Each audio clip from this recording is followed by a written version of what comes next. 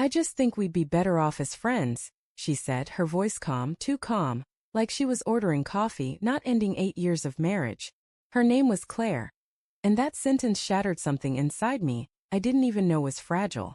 The word friends hung in the air between us, soft and poisonous. Friends. As if that could erase the nights we held each other when the world felt too heavy. As if friendship could replace the memory of her trembling, "I love you."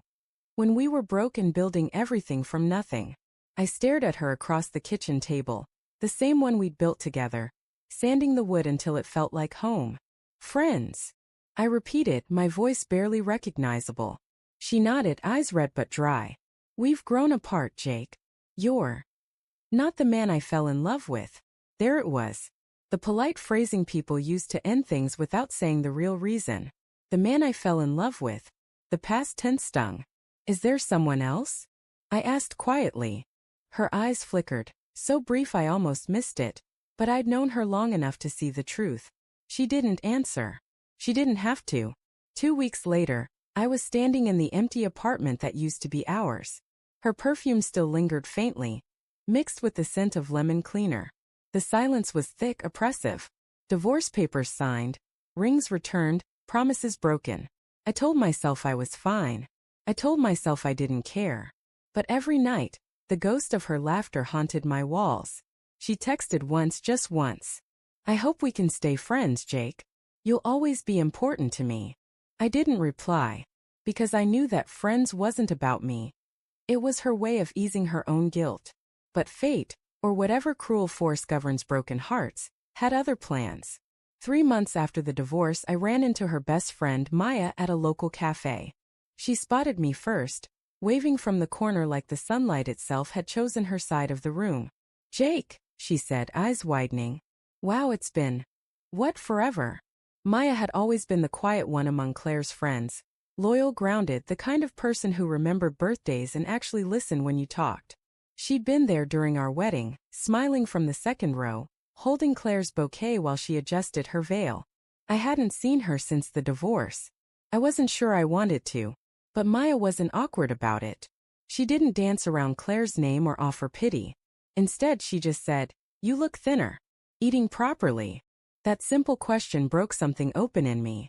Because no one else had asked how I was doing, they either took Claire's side or stayed silent. But Maya? She looked at me like I was still human. Trying, I admitted. We talked for hours that day. About everything, music, work. The strange quiet that comes after heartbreak. She made me laugh again, something I hadn't done in months. When she left, she said softly, "Don't disappear again, okay?" I promised I wouldn't. Over the next few weeks, we started meeting more often, coffee on Sundays, long walks along the river, sometimes late-night calls when sleep refused to come. It was easy with her. No judgment, no pretending. One night, sitting in her car after watching an old movie, I said, "You know, Claire always used to say you were too good for most people." Maya chuckled. "Yeah, well, she said that about you too." That silence afterward was thick with unspoken things. She looked at me, her eyes soft and searching. "You still love her, don't you?"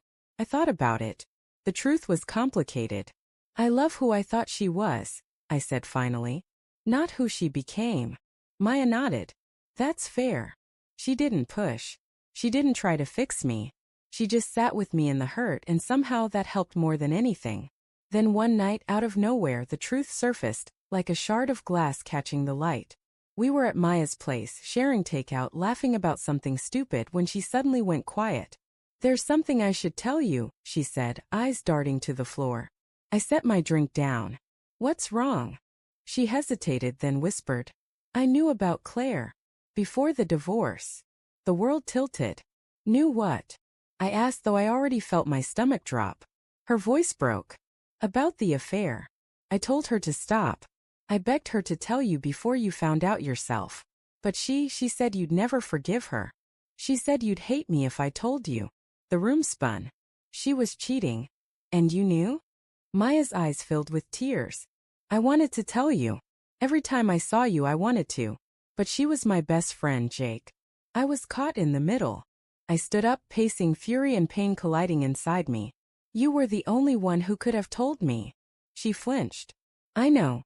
And I'll hate myself forever for staying silent. I wanted to yell, to accuse. But all I saw in her face was guilt, real crushing guilt. The same guilt I'd carried when I ignored all the signs. I walked to the window, staring at the city lights. Who was it? I finally asked. She hesitated. A guy from her office. Daniel.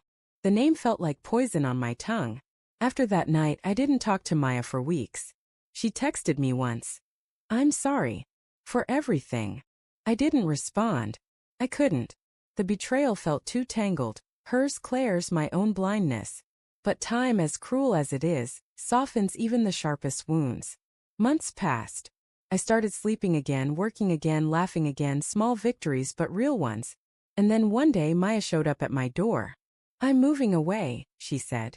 New job. New city. I wanted to say goodbye properly.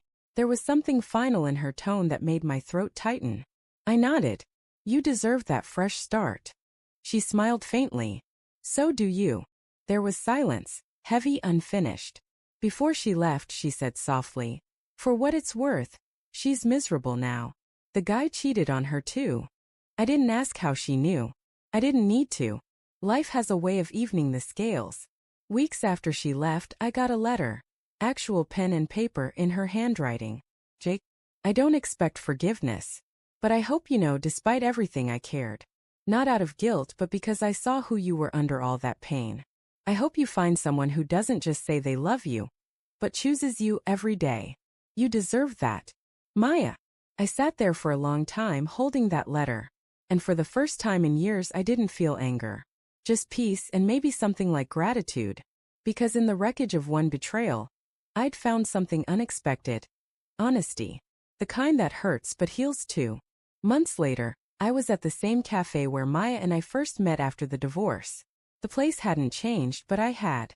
Claire walked in. I almost didn't recognize her. Thinner, quieter, her smile forced. When she saw me, she froze. Jake, she said softly. You look good. I nodded. You too. We made small talk, awkward, polite. Then she said it again, the same words that had started it all. I hope we can stay friends. I smiled faintly. I already have a friend, I said, standing up. And she's nothing like you. Her expression fell. I walked away before she could respond. Outside, the air was crisp, the world quiet. I thought of Maya, of her laugh, her honesty, her goodbye letter. And for the first time, the memory didn't hurt. Claire had asked to stay friends after the divorce. So I did. Just not with her.